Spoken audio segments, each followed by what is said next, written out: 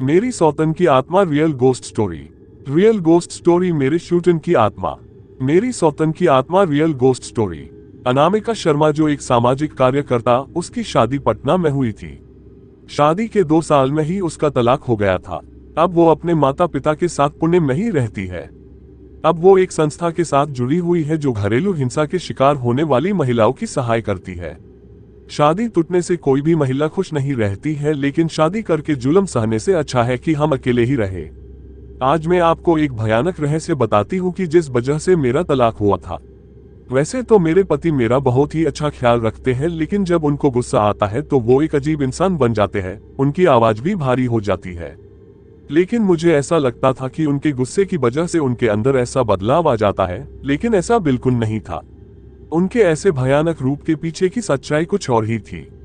एक रात को मैं और मेरे पति सो रहे थे, वहीं पे अचानक मुझे महसूस हुआ कि मेरे पति लंबी लंबी सांसें ले रहे थे और नींद में ही बोल रहे थे कि मुझे माफ करो, अब बस करो, अब बस करो, मुझे अब छोड़ दो, जो भी हुआ है उसमें मेरा कुछ भी कसूर नहीं है।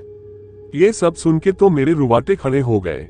मैंने तुरंत ही उनको जगा दिया और पूछा कि क्या बात है, आपसे कौन सी भूल हुई है, आप नींद में क्या बोल रहे थे। मेरे पति ने बात को टालने की कोशिश की और कुछ भी बोले बिना ही सो गए। मैंने फिर से वही सवाल किया।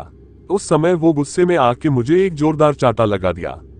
ये पहली बार हुआ था कि उन्होंने मुझ पर हाथ उठाया हो।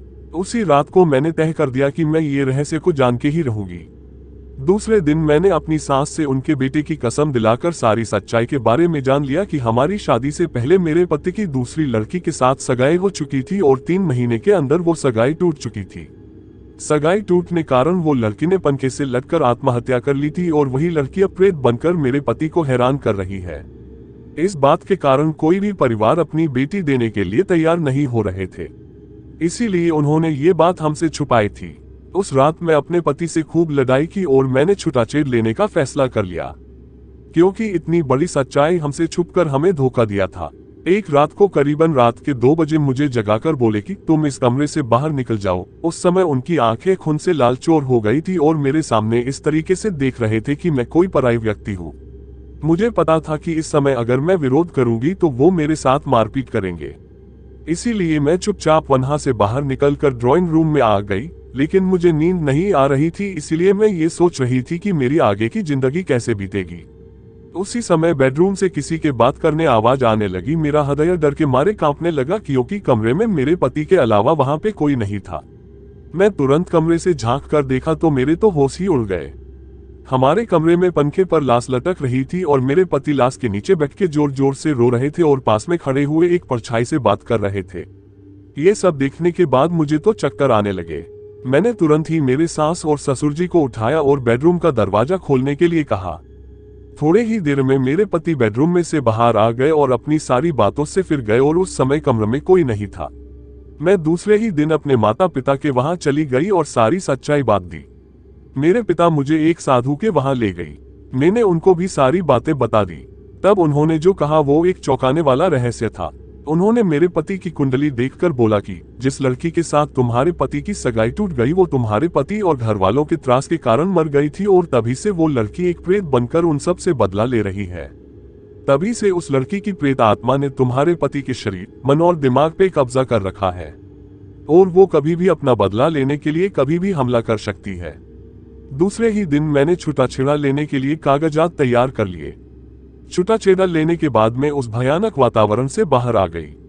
मेरी खुशनसीबी है कि मैं जिंदा और सही सलामत हूँ, क्योंकि मुझे लगता था कि मेरे पति और उनकी पहले की मंगेतर मेरी जान भी ले सकते थे।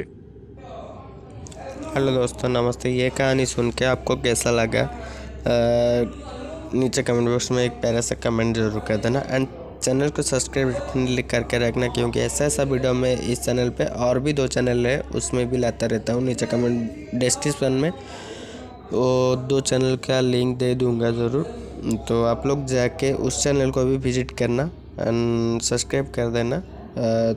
तो वीडियो अगर अच्छा लगा होगा तो वीडियो को एक लाइक ज़रूर कर देना एंड चैनल को सब्सक्राइब डेफिनेटली करके रखना, क्योंकि आप लोग चैनल को सब्सक्राइब ही करना भूल जाते हो यार। वीडियो तो देखते हो लेकिन सब्सक्राइब नहीं करते हो। सब्सक्राइब नहीं करोगे तो मुझे मोटिव कैसे मिलेगा आगे में वीडियो करने के लिए। ज़रूर आप लोग सब्सक्राइब करके रखिए, क्योंकि ऐसा ऐसा वीडियो मैं लाता रहता हूँ। तो आप लोग को अगर मेरी कहानी अच्छा लगता है तो बोल दीजिए नीचे कमेंट बॉक्स में, एक प्यारा सा कमेंट ज़रूर कीजिए, मुझे अच्छा लगेगा। तो मेरे लिए इतना सा तो कर पाओगे आप।